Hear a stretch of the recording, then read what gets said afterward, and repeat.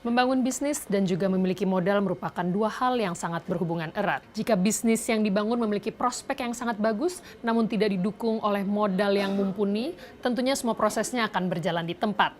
Nah, bagaimana caranya memilih dan juga mendapatkan funder atau pemodal usaha yang tepat?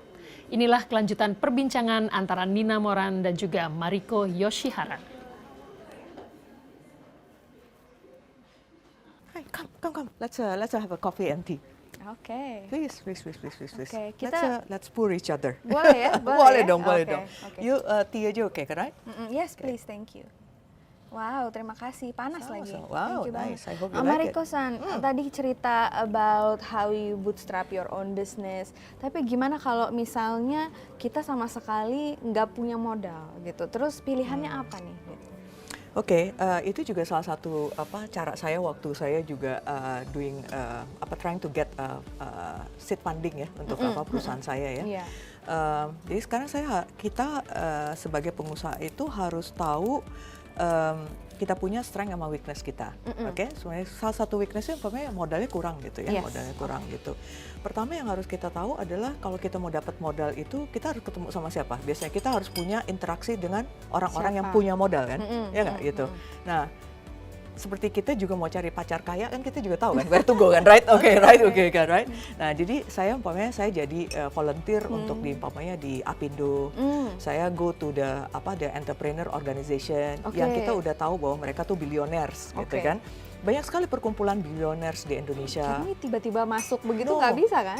Nggak bisa. Tapi kita bisa jadi volunteer. Bisa jadi volunteer. Volunteer kan, gitu kan. Volunteer. Itu tips yang bagus. Itu tips yang baik kan, gitu kan. Jadi kita udah tahu bahwa siapa audiens kita, siapa mereka yang ada di perkumpulan itu kan, gitu kan. Dan kita bisa buat komunikasi kan, gitu. Komunikasi kita bisa. Nah, pertama adalah kita juga bisa jadi membuat mereka paling banter jadi strategic partner kita, right, gitu kan? Kita bisa minta beliau jadi mentor karena saya tahu bahwa orang-orang yang sukses dia tuh mau sekali berbagi gitu. Mereka punya waktu untuk itu, kayak gitu ya. Jadi kita bisa minta dia untuk sekarang saya mau pingin learn how to become like you. Can you give 2-3 tips how to do it ya gitu ya? And mereka akan They'll be open. very happy to do it. Ya nggak gitu kan, kayak gitu. Terus yang kedua juga kita yang paling dekat adalah kan keluarga kita. Kita we do have our uncle, our auntie, or what gitu ya. Dan try to actually to see whether that actually can they become our First investor? Ya nggak gitu kan. Kalau di saya ada first investor saya adalah pacar saya yang sekarang jadi suami saya. Oke, ya gitu ya. Kemudian juga my mother juga gitu ya. Kemudian juga teman-teman saya yang dia sangat lebih sukses gitu dan saya tahu dia waktu di university. Nah, mereka itu adalah jadi angel investor saya dulu. Dulu nggak ada namanya angel investor tuh nggak ada gitu. Tapi dulu sekarang uncle and auntie. Uncle and auntie dan you have, right, gitu. Tapi di situ kita udah belajar bahwa presentasi kita bisa mengerti apa dia punya appetite dia. We understand about dia punya culture. Kemudian dia lebih punya ada faith terhadap kita karena dia tahu kita kan. Jadi kalau Anda orangnya orang disiplin, dia pasti bisa kira-kira estimasi whatever that you do, it will be very successful because they know already our character, right? But if it is you go to investor, itu yang out of the blue itu, they're very having a difficulties kan to understand whether am I a good person to be invested or not kan gitu kan. Lebih pacarannya lebih lama kan waktunya. Ya nggak gitu kan, right gitu. Nah, itu adalah satu tip yang paling gampang sekali. Jadi please banyak-banyak go to any association, tapi associationnya juga yang sangat jelas. Who is the audience dan segala macam. So basically kalau kita sama sekali nggak punya modal, kita cari network. Kita cari ya. network. Terus kalau kita pastinya yang kayak entrepreneurs organization, mereka kan nggak mungkin bakal menerima kita, tapi kita bisa volunteer kan gitu kan, bisa volunteer kan. Dengan volunteer kita jadi terekspos sama orang-orang yang hebat-hebat ini, dan paling tidak pertama kita mungkin bisa minta mereka untuk jadi mentor kita. Mungkin bisa nggak sih mereka mengenalkan kita sama orang-orang, mungkin sama investor yang akan tertarik sama kita? Betul sekali. Even bisa cuman hanya salah satu my mentees itu adalah karena kita connect, akhirnya barang-barangnya dia bisa sekarang dipajang di alun-alun Grand Indonesia. Ya nggak gitu kan? Keren sekali. It's not about even it's not about investment, right? Gitu kan? It's about connection kan gitu ya. Betul. Jadinya salah satu mentis kita juga dia punya merchandisernya, dia ditaruh di majalahnya Bluebird. Wow. Right? Well, Ya, and itu semuanya karena tadi itu ya koneksi ya. Koneksi. That's awesome. Tapi you are an angel investor yourself. Yes.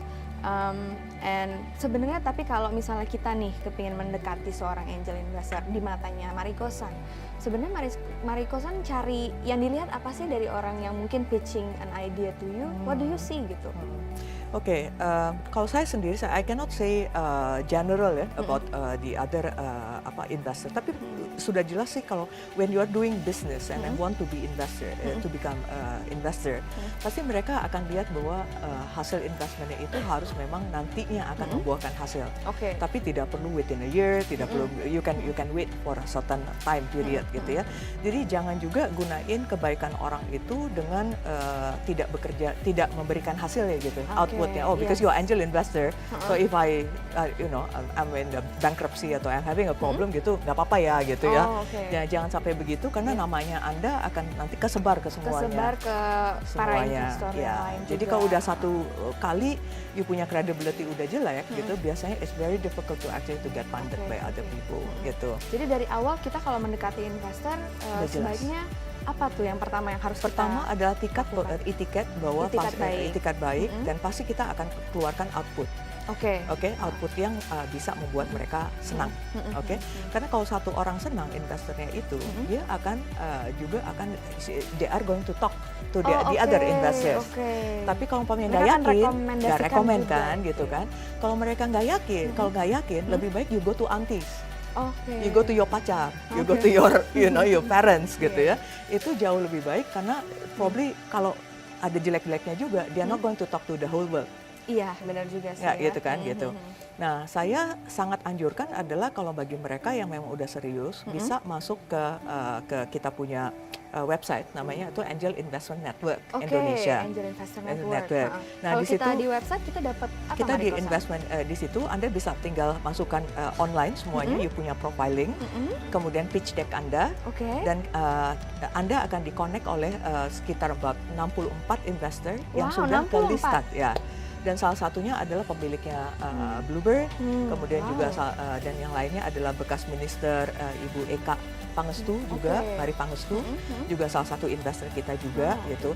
Nah, kalau Anda sudah lihat profiling dari investornya masing-masing, I think you know that what is their appetite, right? Umpamanya something yang about creative industry, you go to Mari Pangestu, right? Gitu kan ya. Something that are related with logistics, you can go to Ibu Noni, ya, right? Gitu ya. Kalau saya sendiri lebih ke social business enterprise dan saya lebih senang bisa through my startup kita bisa menyelesaikan poverty di Indonesia, masalah kemiskinan di Indonesia. Because I cannot fix it by my own, and kita nggak bisa minta Jokowi terus untuk fix it all this problem, right? We have to or any government to do it, right? Gitu. So then we need to actually to do something by our own juga. Nah, saya lebih banyak berinvestasi di mana investasi itu bisa memberikan solusi kepada mengenai edukasi, poor education sama dan kemudian juga yang satu lagi adalah poverty begitu. Nah, itu yang adalah appetite saya. Tapi kalau Anda bisa melihat di other investor yang lain, Anda bisa lihat bahwa mereka ini lebih condong kemana, food and beverage lah, lebih ke air cargo lah, lebih yang dan macam-macam kan.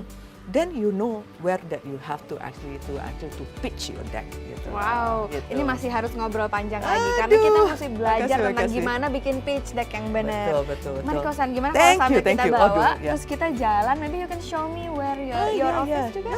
Okay, please, come.